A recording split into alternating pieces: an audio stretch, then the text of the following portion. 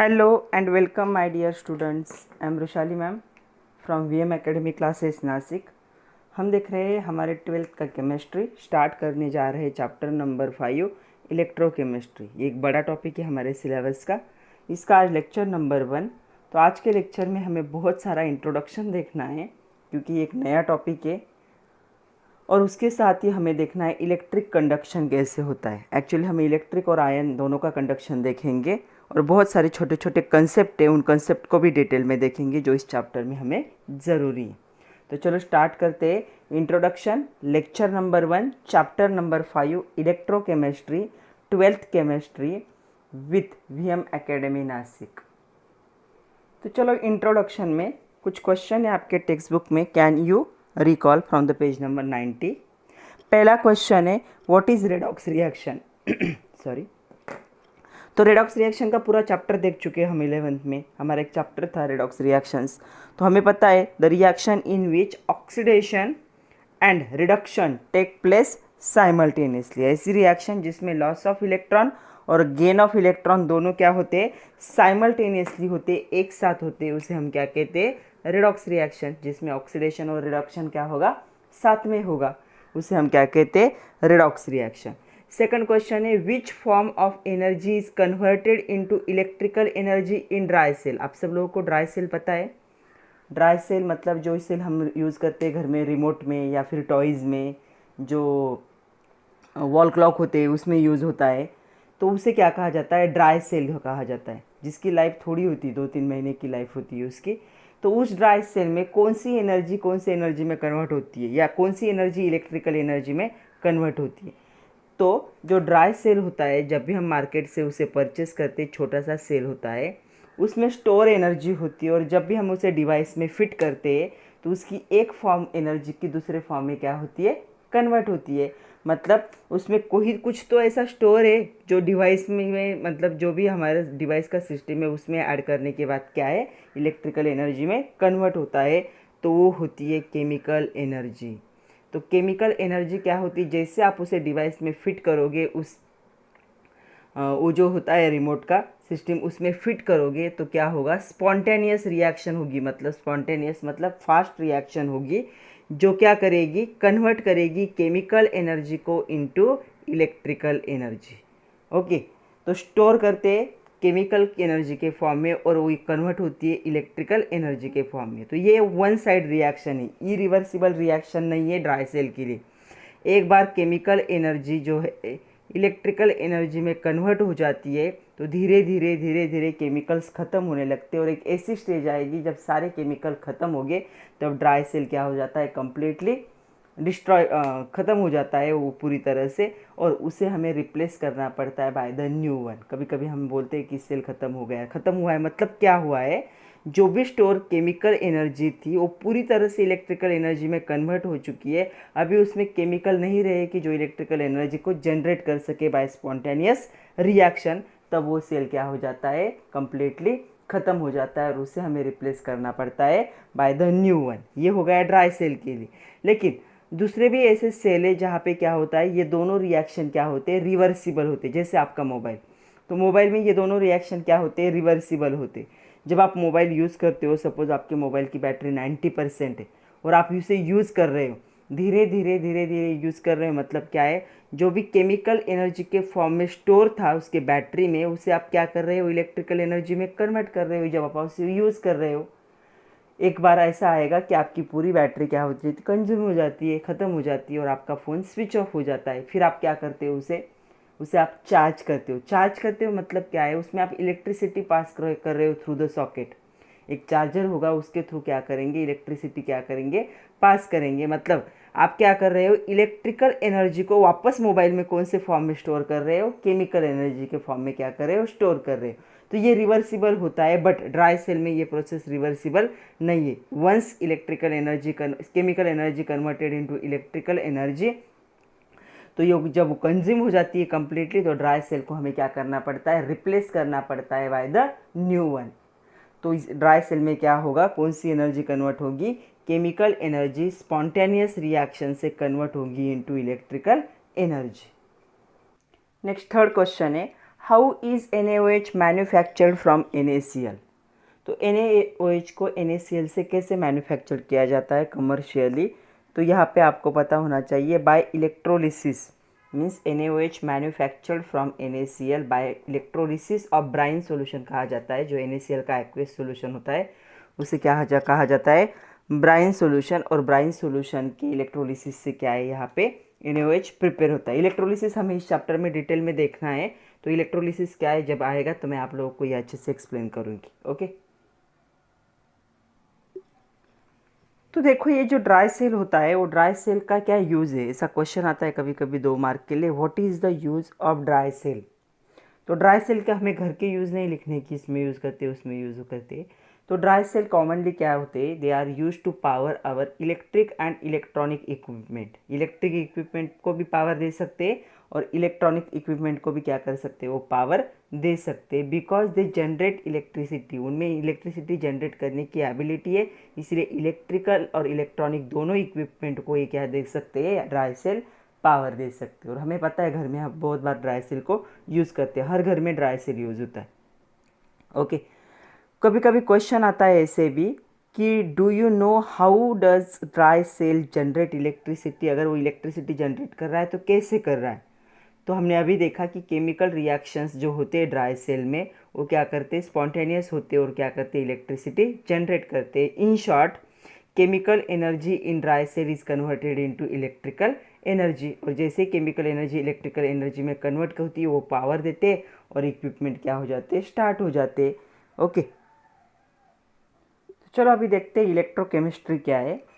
Electrochemistry is the branch of chemistry. ये chemistry की एक ऐसी ब्रांच है जिसमें इन्वॉल्व होगा इंटर कन्वर्जन। इंटर कन्वर्जन का मीनिंग होता है एक फॉर्म दूसरे में कन्वर्ट होगा, दूसरा फिर से पहले में कन्वर्ट हो सकता है, of chemical and electrical energy. मतलब ऐसी ब्रांच केमिस्ट्री की जिसमें केमिकल एनर्जी और इलेक्ट्रिकल एनर्जी क्या कर सकते, इंटर कन्वर्जन। मतलब केमिकल एनर्जी इलेक्ट्रिकल एनर्जी में कन्वर्ट हो सकती, as well as electrical energy क्या हो सकती, केमिकल एनर्जी में कन्वर्ट हो सकती। इसे क्या कहते हैं, इंटर कन्वर्जन। एक फॉर्म दूसरे फॉर्म में कन्वर्ट हो रहा है, दूसरा फॉर्म वापस पहले फॉर्म में क्या हो सकता है, कन्वर्ट हो सकता है। ऐसी जो ब्रांच होगी जिसमें ये इन्वॉल्वमेंट होगी इंटर कन्वर्जन की, केमिकल एंड इलेक्ट्रिकल एनर्जी, उसे हम क्या कहेंगे, इलेक्ट्रोकेमिस्ट्री।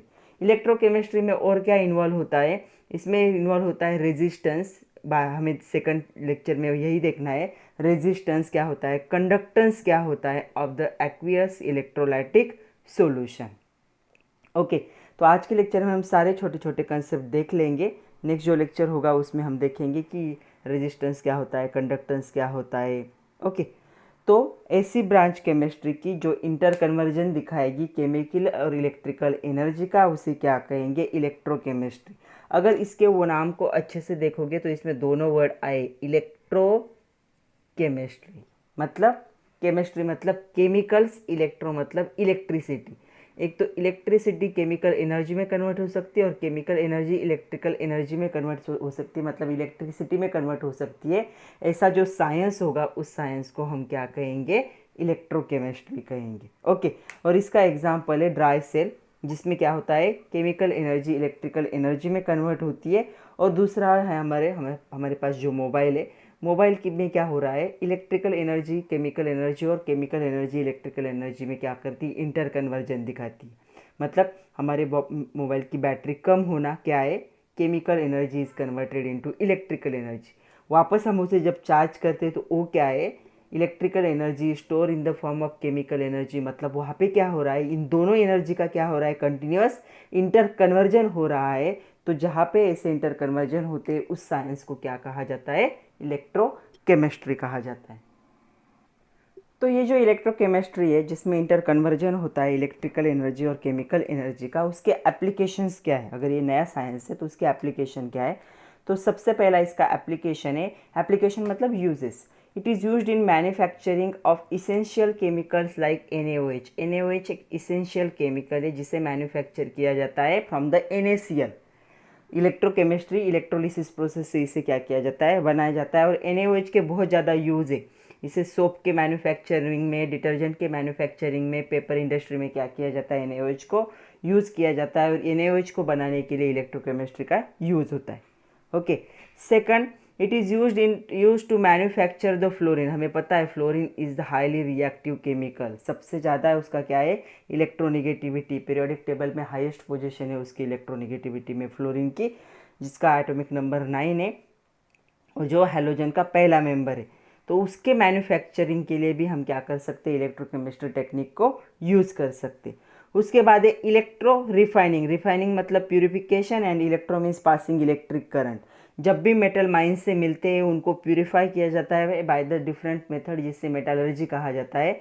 हमें ये डिटेल में देखना है इस चैप्टर में। तो जो मेटल्स होते हैं उनमें से इम्प्योरिटी सेपरेट करने की जो प्रोसेस है, मतलब प्यूरिफिकेशन ऑफ मेटल, ये भी किया जाता है बाय यूजिंग इलेक्ट्रोकेमिस्ट्री।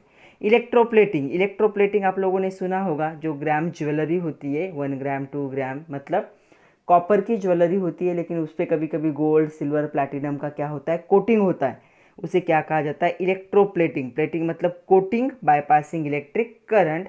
तो कोटिंग में इसमें क्या होता है, coating of one metal on the surface of another metal. एक मेटल के सरफेस पे जब दूसरे मेटल का कोटिंग होता है तो उसे क्या कहा जाता है, इलेक्ट्रोप्लेटिंग। जैसे कि सपोज गोल्ड की ज्वेलरी बना रहे हैं 1 ग्राम की, तो नीचे होगा कॉपर मेटल, तो कॉपर मेटल के सरफेस पे गोल्ड की क्या होगी, यहाँ पे प्लेटिंग होगी, तो इसे हम क्या कहेंगे, इलेक्ट्रोप्लेटिंग। ये प्रोसेस भी हमें डिटेल में देखनी।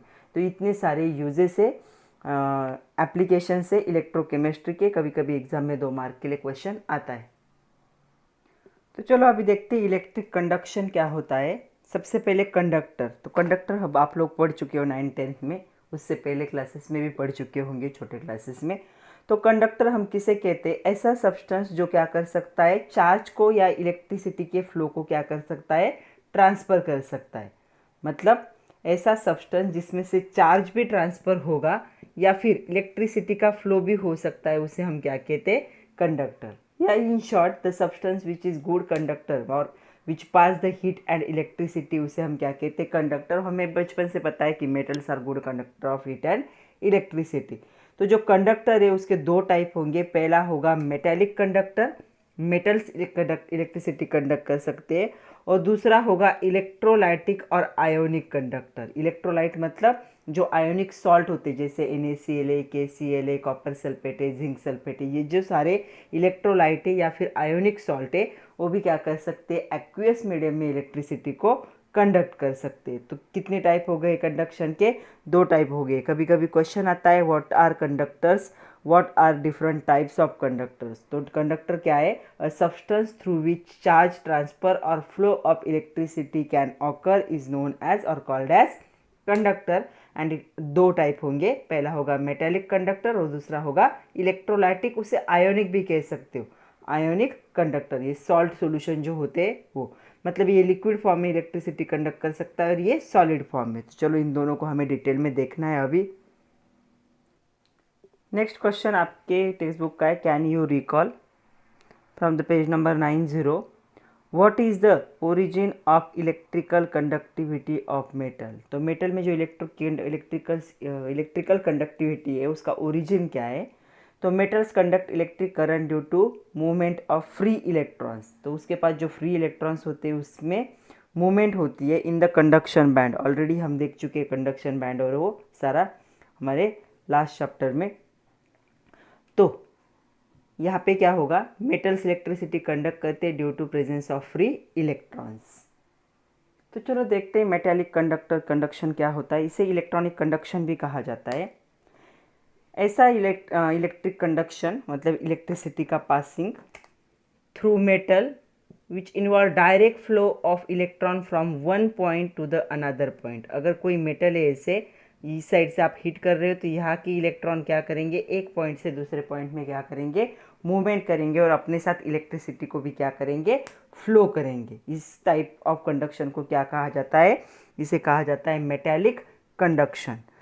द आउटर मोस्ट इलेक्ट्रॉन, हमें पता है जितने भी मेटल्स है, मेटल्स के आउटर मोस्ट इलेक्ट्रॉन में 1, 2 या 3 क्या होते, फ्री इलेक्ट्रॉन्स होते।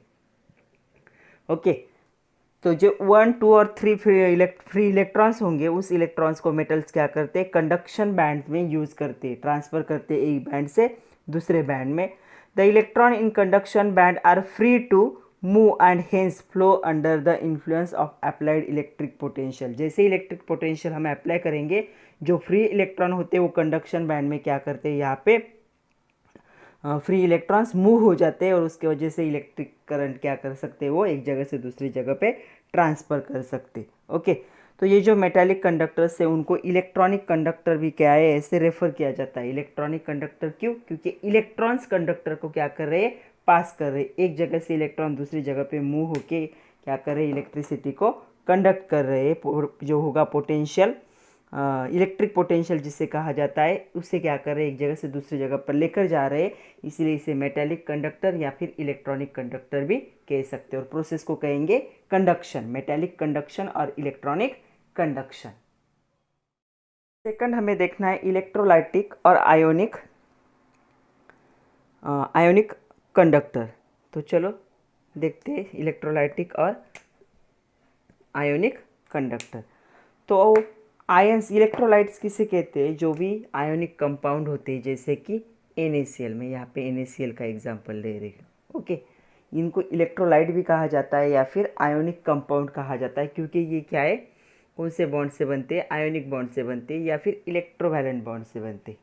ओके, तो सपोज इसे मैंने वाटर में ऐड कर दिया, NaCl को। वाइट कलर का सॉलिड होता है, जैसे ही पानी में डालोगे तो ये गायब हो जाएगा। गायब क्यों होता है, गायब मतलब डिज़ोल्व हो जाएगा। क्यों हो रहा है, बिकॉज ये क्या हो रहा है, दो आयन में कन्वर्ट होगा। तो कौन से दो आयन में कन्वर्ट होगा, जैसे ही पानी में डालोगे तो उसके दो आयन सेपरेट होंगे। जिन दो आयन के कॉम्बिनेशन से ये बना था, वो दो आयन वाटर की मीडियम में या फिर हीट करने पे भी हो सकता है, क्या हो जाएंगे, ये दोनों आयन क्या हो जाएंगे, सेपरेट हो जाएंगे। मतलब अगर एक मैंने बीकर लिया, उस बीकर में मैंने थोड़ा सा वाटर लिया और उसमें NaCl ऐड किया, तो वहाँ पे क्या होंगे, Na+Cl- आयन प्रेजेंट होंगे। और ऐसा जो सॉल्यूशन होगा वो क्या कर सकता है, इलेक्ट्रिसिटी कंडक्ट कर सकता है। मतलब ये जो सॉल्ट होते, इलेक्ट्रोलाइट होते, वो सॉलिड स्टेट में इलेक्ट्रिसिटी कंडक्ट नहीं कर सकते। When they are dissolve in water they conduct the electric current due to free movement of ion. ये आयन क्या हो रहे हैं, इस सॉल्यूशन में फ्रीली मूव हो रहे हैं। तो मूवमेंट ऑफ आयन की वजह से इलेक्ट्रोलाइट क्या करेंगे, सॉल्यूशन में इलेक्ट्रिसिटी को कंडक्ट करेंगे। इसलिए इनको इलेक्ट्रोलाइटिक और आयोनिक कंडक्शन कहा जाता है। तो देखो अभी, electrolytic conduction involve conduction of electric current by the movement of ions in the electrolyte. ये जो इलेक्ट्रोलाइट है, उसमें जो इलेक्ट्रोलाइट मतलब क्या है, जब भी आप सॉल्ट को पानी में डिजोल्व करोगे उनको इलेक्ट्रोलाइट कहेंगे। ऐसा सॉल्यूशन जो आयन की वजह से इलेक्ट्रिसिटी कंडक्ट कर सकता है, उसे क्या कहोगे, इलेक्ट्रोलाइट। तो यहाँ पे इलेक्ट्रोलाइट इलेक्ट्रिसिटी को क्या कर सकता है, कंडक्ट कर सकता है through free movement of ions. ये आयन, मेटल में क्या होता था, वहाँ पे मेटल की मूवमेंट, मेटल में इलेक्ट्रॉन की मूवमेंट होती थी, यहाँ पे आयन की मूवमेंट हो रही है। Okay, this type of conduction charge transfer occurs in the form of movement of ion. तो मूवमेंट ऑफ आयन जब होगा मोल्टन सॉल्यूशन में, तब भी क्या होता है, एक्वेस सॉल्यूशन में चार्ज भी डिस्ट्रीब्यूट होता है। ओके, इलेक्ट्रोलाइट के अंदर। Such substance as a ionic salt are the known as the electrolytic or ionic conduction. तो इसके देखो, इसके दो टाइप है एक्चुअली। इसका पहला टाइप है स्ट्रॉन्ग इलेक्ट्रोलाइट। वेट मेटल में नहीं होता ऐसा, इसमें ही होगा। एक होगा स्ट्रॉन्ग इलेक्ट्रोलाइट और दूसरा होगा वीक इलेक्ट्रोलाइट।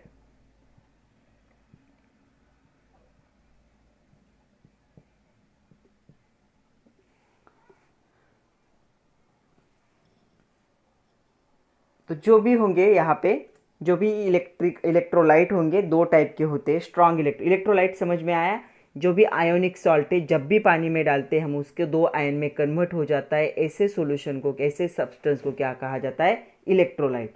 तो इलेक्ट्रोलाइट क्या होंगे, दो टाइप के होंगे। पहला टाइप होगा स्ट्रॉन्ग इलेक्ट्रोलाइट और दूसरा टाइप होगा वीक इलेक्ट्रोलाइट। तो स्ट्रॉन्ग इलेक्ट्रोलाइट क्या होते हैं, यहाँ पे जो स्ट्रॉन्ग एसिड होंगे, स्ट्रॉन्ग बेसिस होंगे, वो क्या आएंगे स्ट्रॉन्ग इलेक्ट्रोलाइट में। जैसे HCl है, H2SO4 है, HNO3 है, NaOH है, KOH है, ये सारे क्या हो गए, स्ट्रॉन्ग इलेक्ट्रोलाइट। दूसरा टाइप हो जाएगा वीक इलेक्ट्रोलाइट। जैसे वीक एसिड है, वीक बेस है। वीक एसिड कौन से हो गए, एसिटिक एसिड हो गया, साइट्रिक एसिड हो गया। वीक बेस NH4OH हो गया। ये क्या होंगे, वीक इलेक्ट्रोलाइट होंगे। इन दोनों को हमें डिटेल में देखना है। Conduction through electrolyte conductor involve transfer of matter from one part to the of the conductor to the another. तो यहाँ पे जब आप इलेक्ट्रिसिटी पास करोगे इसमें, तो ये जो आयंस होते हैं, आयन क्या करते हैं, एक पार्ट से इलेक्ट्रिसिटी को दूसरे पार्ट में मूवमेंट थ्रू क्या करते, लेकर जाते हैं, और ये केमिकल चार्ज के फॉर्म में होता है इलेक्ट्रोलाइट में। ओके, तो इलेक्ट्रोलाइट किसे कहेंगे, इलेक्ट्रोलाइटिक और आयोनिक कंडक्शन। तो जब भी इलेक्ट्रोलाइटिक कंडक्शन इन्वॉल्व होता है, इलेक्ट्रिक चार्ज का मूवमेंट होगा through the free movement of ions in the electrolytic solution, उसे हम क्या कहेंगे, इलेक्ट्रोलाइटिक और आयोनिक कंडक्शन। और ये इलेक्ट्रोलाइट दो टाइप के होते हैं, पहला होता है स्ट्रॉन्ग इलेक्ट्रोलाइट और दूसरा होता है वीक इलेक्ट्रोलाइट। चलो दोनों को डिटेल में देखते हैं। पहले हमें देखना है स्ट्रॉन्ग इलेक्ट्रोलाइट क्या होता है। तो स्ट्रॉन्ग और वीक इलेक्ट्रोलाइट से पहले इलेक्ट्रोलाइट की डेफिनेशन देख लेते हैं। ऐसे substance when they are dissolved in water or heated up to melt, एक तो इनको पानी में डिजोल्व करो या इतना हीट करो कि ये मेल्ट हो जाए और लिक्विड फॉर्म में कन्वर्ट हो जाए, तब वो क्या करते, they form two charge ion. एक पे होता है पॉजिटिव चार्ज जिसे हम कहते हैं कैटायन, एक पे होता है निगेटिव चार्ज जिसे हम क्या कहते हैं, एनायन कहते। Such a solution pass electric current, ये जो सोल्यूशन होता है दो आयन वाला सोल्यूशन, इसकी कैपेसिटी होती है कि इलेक्ट्रिक करंट को क्या कर सकता है, पास कर सकता है due to free movement of ions. ऐसे को हम क्या कहेंगे, इलेक्ट्रोलाइट। और इसके बहुत सारे एग्जाम्पल है, बहुत सारे एसिड इसके एग्जाम्पल है, बहुत सारे बेसेस इसके एग्जाम्पल है, बहुत सारे सॉल्ट इसके एग्जाम्पल है। तो इसके बहुत सारे एग्जाम्पल अवेलेबल है। ओके, तो इसे क्या कहेंगे, इलेक्ट्रोलाइट। ऐसा सब्सटेंस एक तो पानी में डिजॉल्व करो या हीट करो मेल्ट होने तक, तब क्या होता है, दो चार्ज आयन में कन्वर्ट होता है, और ऐसा सॉल्यूशन या ऐसा मेल्ट क्या कर सकता है, इलेक्ट्रिसिटी को कंडक्ट कर सकता है, उनको हम कहेंगे इलेक्ट्रोलाइट। इलेक्ट्रो मतलब इलेक्ट्रिसिटी, लाइट मतलब इन लिक्विड कंडीशन। तो इलेक्ट्रोलाइट लिक्विड कंडीशन में इलेक्ट्रिसिटी को क्या कर सकते हैं, कंडक्ट कर सकते। तो चलो देखते, इलेक्ट्रोलाइट हमने देख लिया। इलेक्ट्रोलाइट के दो टाइप है, strong electrolyte and weak electrolyte. The substance which almost completely dissociate, dissociate मतलब डिजॉल्व, ऐसे सब्सटेंस जो एक्वेस सॉल्यूशन में कंप्लीटली क्या हो जाते हैं, डिजॉल्व हो जाते हैं, उनको हम क्या कहेंगे, स्ट्रॉन्ग इलेक्ट्रोलाइट। ओके, और ऐसे से जो सॉल्यूशन होती है उनकी कंडक्टिविटी, इलेक्ट्रिसिटी कंडक्ट करने की एबिलिटी भी क्या होती है, ज़्यादा होती है। अगर ज़्यादा डिजॉल्व हो रहे हैं तो ज़्यादा आयन फॉर्म करेंगे, और जितने ज़्यादा आयन्स फॉर्म होंगे उतना इलेक्ट्रिकल कंडक्टिविटी का रेट क्या होगा, हाइयर होगा। क्योंकि इलेक्ट्रिकल कंडक्टिविटी सॉल्यूशन में क्यों है, because of free movement of ion है। जितने ज़्यादा आयन उतनी इलेक्ट्रिकल कंडक्टिविटी हाइयर, और जितना ज़्यादा डिसोल्यूशन उतने ज़्यादा आयंस क्या होंगे, सॉल्यूशन में फॉर्म होंगे। इसीलिए जो सब्सटेंस क्या होते हैं, कंप्लीटली पानी में डिजॉल्व हो जाते हैं या फिर सॉल्यूशन में डिजॉल्व होते हैं, उनको हम स्ट्रॉन्ग इलेक्ट्रोलाइट कहेंगे, और उनकी क्या होता है, कंडक्टिविटी भी हाइयर होती है। तो यहाँ पे एग्जांपल देखो स्ट्रॉन्ग इलेक्ट्रोलाइट के example, strong acid like HCl, H2SO4, HNO3, strong base like NaOH, KOH, and some ionic salt NaCl, KCl, copper sulphate, nickel chloride, जितने भी आयोनिक सॉल्ट है सब क्या है, they are strong electrolyte. Almost completely क्या होते हैं, वाटर में डिजॉल्व होते हैं, बहुत सारे आयन फॉर्म करते, इसीलिए उनको स्ट्रॉन्ग इलेक्ट्रोलाइट कहेंगे, और बहुत सारे आयन प्रेजेंट होंगे, इसलिए इनकी इलेक्ट्रिकल कंडक्टिविटी भी क्या होगी, हाइयर होगी। सेकंड टाइप है weak electrolyte, the substance which dissociate very small extent, मतलब पानी में जब डिजॉल्व करने जाओगे तो बहुत स्लोली और थोड़े से क्या होंगे, डिजॉल्व होंगे, उन्हें हम क्या कहेंगे, वीक इलेक्ट्रोलाइट कहेंगे। धीरे धीरे पानी में डिजॉल्व होंगे।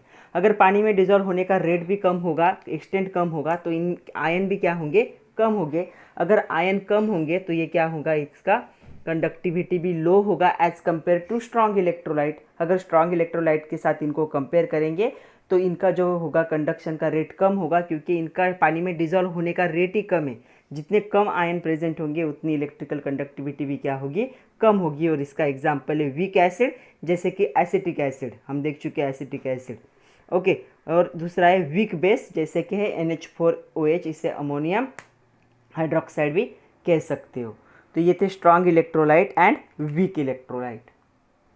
नेक्स्ट हमें देखना है नॉन इलेक्ट्रोलाइट होते क्या है। आपके बुक में ये डेफिनेशन दी, मैं आप लोगों को ये बता देती हूँ, लेकिन एक और बात तरीके से मैं आप लोगों को समझाऊंगी। The substance whose aqueous solution have conductivity nearly the same of that of water.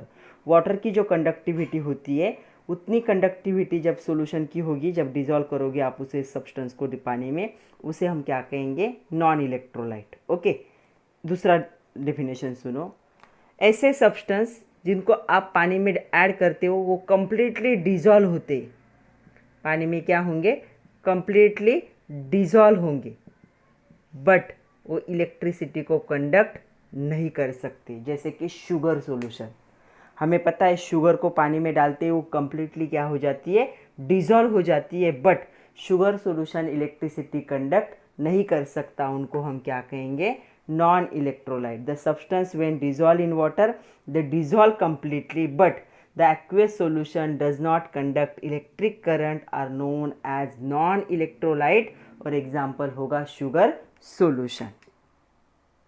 तो चलो अभी हमें लास्ट पॉइंट देखना है, इलेक्ट्रोलिसिस।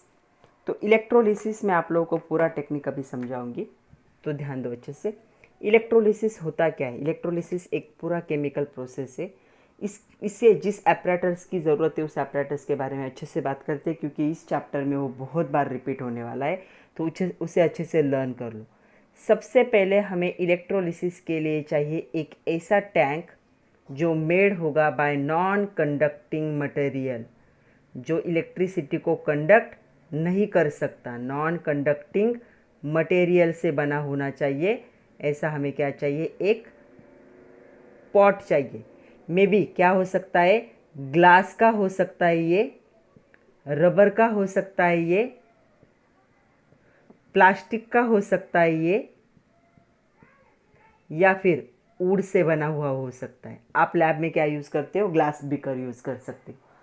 तो सबसे पहले ज़रूरी है एक पॉट, ऐसा पॉट जो बना हुआ होगा नॉन कंडक्टिंग मटेरियल से, इसे कहा जाएगा इलेक्ट्रोलाइटिक सेल। इलेक्ट्रोलाइटिक सेल कहा जाएगा, मतलब ऐसा पॉट जिसमें ये पूरी इलेक्ट्रोलिसिस की प्रोसेस होगी। सेकंड हमें चाहिए, इसमें हमें चाहिए इलेक्ट्रोलाइट का सॉल्यूशन। इलेक्ट्रोलाइट मतलब कौन सा, स्ट्रॉन्ग इलेक्ट्रोलाइट। एक तो एसिड सॉल्यूशन ले लो, बेस का सॉल्यूशन ले लो, या फिर आयोनिक सॉल्ट का क्या लो, सॉल्यूशन ले लो, जिसमें क्या होने चाहिए, बहुत सारे पॉजिटिव और निगेटिव चार्ज आयन प्रेजेंट होने चाहिए।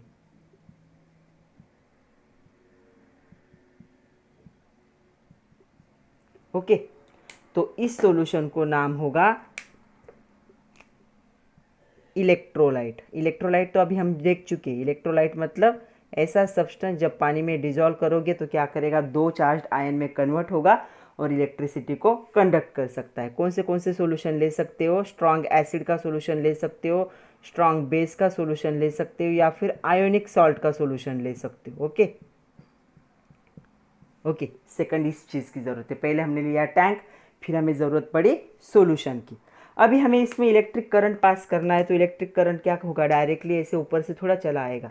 तो इलेक्ट्रिक करंट पास करने के लिए हमें दो रॉड की ज़रूरत पड़ेगी, और कौन से रॉड होने चाहिए, वो मेटल के रॉड होने चाहिए, क्योंकि मेटल ही क्या कर सकता है, इलेक्ट्रिसिटी कंडक्ट करवा सकता है। तो यहाँ पे हम दो क्या करेंगे, मेटल रॉड यूज़ करेंगे। मेटल के प्लेट यूज़ कर सकते हो, मेटल के शीट भी यूज़ कर सकते हो। मेटल प्लेट कहो या मेटल के रॉड कहो, इन्हें इलेक्ट्रोलिसिस की लैंग्वेज में कहा जाएगा इलेक्ट्रोड। इलेक्ट्रोड्स का काम क्या है, इलेक्ट्रिसिटी को जो है इलेक्ट्रोलाइट तक पहुंचाना, इस सॉल्यूशन में पहुंचाना। इनके खुद के पास तो इलेक्ट्रिसिटी नहीं है, ये क्या करेंगे, फिर इनको हमें किसी एनर्जी सोर्स से या बैटरी से क्या करना पड़ेगा, ज्वाइन करना पड़ेगा, जिसके दो टर्मिनल हो गए पॉजिटिव एंड निगेटिव। तो यहाँ पे हमें ज़रूरत पड़ेगी बैटरी की। बैटरी को जैसे ही ऑन करोगे इलेक्ट्रिक करंट पास होगा। मेटल गुड कंडक्टर होते, इलेक्ट्रिसिटी को पास करेंगे। कहाँ लेकर जाएंगे, इस इलेक्ट्रोलाइट में लेके जाएंगे, जहाँ पे पॉजिटिव निगेटिव चार्ज आयन होते, वो आयन क्या कर सकते, पूरे सॉल्यूशन में इलेक्ट्रिसिटी को मूव करवा सकते। ओके, अभी जो दो इलेक्ट्रोड लिखे हमने, the electrode which is connected to the negative terminal of battery and one electrode is connected to the positive terminal of battery. तो निगेटिव टर्मिनल ऑफ बैटरी को जो इलेक्ट्रोड होता है उसे क्या कहते हैं, तो जब भी इलेक्ट्रोड को आप ज्वाइन करोगे तो टर्मिनल को नाम देना है पॉजिटिव निगेटिव। जो इलेक्ट्रोड आप निगेटिव टर्मिनल को ज्वाइन करोगे उसका नाम होगा कैथोड, और जो पॉजिटिव टर्मिनल को ज्वाइन करोगे उसका नाम क्या होगा, एनोड। तो यहाँ पे कैथोड और एनोड क्या होंगे, फॉर्म होंगे। अभी ये जो सेटअप लगाए, इस सेटअप को हम कहेंगे इलेक्ट्रोलिसिस सेटअप। समझ में आया, इलेक्ट्रोलिसिस सेटअप। हमें एक टैंक की ज़रूरत है जो नॉन कंडक्टिंग, क्योंकि अंदर जो इलेक्ट्रिसिटी पास की है, अगर ये टैंक कंडक्टिंग होगा तो इससे बाहर चली जाएगी इलेक्ट्रिसिटी, लॉस ऑफ इलेक्ट्रिसिटी होगी। इसीलिए ये जो बाहर का टैंक है क्या होना चाहिए, must be made by non conducting material. तो आप इसमें से कुछ भी यूज़ कर सकते हो। आपके लैब में आप ग्लास यूज़ करते हो, ग्लास बीकर, ओके। उसमें आप सोल्यूशन लोगे एसिड बेस या आयोनिक सॉल्ट का, स्ट्रॉन्ग इलेक्ट्रोलाइट का सोल्यूशन, जिसमें क्या होंगे, बहुत सारे पॉजिटिव निगेटिव चार्ज आयन होंगे। फिर हमें इलेक्ट्रिसिटी पास करने के लिए 2 इलेक्ट्रोड की ज़रूरत पड़ेगी, मेटल रॉड की, जिनको इलेक्ट्रोड कहोगे। फिर उनको बैटरी को ज्वाइन करना है, जिससे पॉजिटिव टर्मिनल को ज्वाइन करोगे उसे कहोगे एनोड, जिसे निगेटिव टर्मिनल को ज्वाइन करोगे उसे कहोगे कैथोड। जैसे ही बैटरी का स्विच ऑन होगा, इलेक्ट्रोड से इलेक्ट्रिसिटी पास होगी और प्रोसेस स्टार्ट होगी, और इस प्रोसेस का नाम क्या होगा, इलेक्ट्रोलिसिस। अब इसके आगे क्या होगा, देखो इसके आगे क्या होता है, आपका जो एनोड होता है वो एनोड क्या होता है, धीरे धीरे सॉल्यूशन में डिजॉल्व होता है। मतलब जैसे ही आप इलेक्ट्रिसिटी पास करोगे, the positive charge ion from solution they move towards the negative charge electrode. क्यों, क्योंकि अट्रैक्शन होता है पॉजिटिव निगेटिव का। आपके सॉल्यूशन में जितने भी पॉजिटिव चार्ज आयन होंगे वो कौन से इलेक्ट्रोड की तरफ भागेंगे, निगेटिव। कब, आफ्टर पासिंग इलेक्ट्रिक करंट। और जितने भी निगेटिव चार्ज आयन होंगे वो कहाँ पे भागेंगे, दे move towards the positive charge electrode because of the attraction. कब होगा ये, जब इलेक्ट्रिसिटी हम पास करेंगे तब। जैसे इलेक्ट्रिसिटी को पास किया, ऐसे ऑब्जर्व हुआ from the solution positive charge ion means cation move towards cathode, मतलब negative charge electrode, and the negative charge ion from the solution that is the anion they move towards anode means the positive charge ion. क्योंकि positive negative क्या होता है, attraction होता है। मतलब जो भी आपका सॉल्ट का सॉल्यूशन था, जो आपने इलेक्ट्रोलाइट यूज़ किया था, उस इलेक्ट्रोलाइट का क्या हो रहा है, ब्रेक डाउन हो रहा है कंपाउंड का।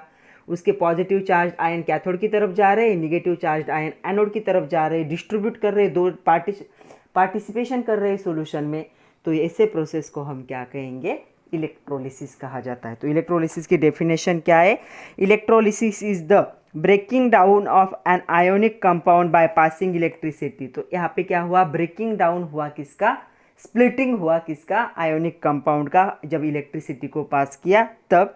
Breaking down of an electrolyte during electrolysis is the chemical reaction where electric energy is converted into chemical energy. जब हमने ऊपर से क्या किया, इलेक्ट्रिक एनर्जी पास की, तभी ये केमिकल चेंजेस दिखे हमें। कौन से केमिकल चेंजेस दिखे, कि positive charge ion negative charge electrode की तरफ भाग रहे और negative charge ion positive electrode की तरफ भाग रहे। ये कब हुआ, जब हमने उसमें इलेक्ट्रिक करंट पास किया। मतलब क्या हो रहे, केमिकल चेंजेस हो रहे हैं। तो इस प्रोसेस को हम क्या कहेंगे, इलेक्ट्रोलिसिस कहेंगे। तो अभी कंसेप्ट समझ में आई। धीरे धीरे हमें बहुत सारे एग्जाम्पल देखने हैं, तो हर एग्जाम्पल में हम क्या करेंगे, इसे और डिटेल से जानेंगे। लेकिन ये बेसिक डायग्राम है इलेक्ट्रोलिसिस की, कि एक पॉट होना चाहिए, पॉट में इलेक्ट्रोलाइट सॉल्यूशन होना चाहिए, उसमें 2 इलेक्ट्रोड डिप करने, उनको हम क्या कहेंगे, कैथोड एनोड। जब उनको हम क्या करेंगे, बैटरी को ज्वाइन करेंगे। जो निगेटिव टर्मिनल को ज्वाइन होगा वो कैथोड होगा, जो पॉजिटिव टर्मिनल को ज्वाइन होगा वो क्या होगा, एनोड होगा।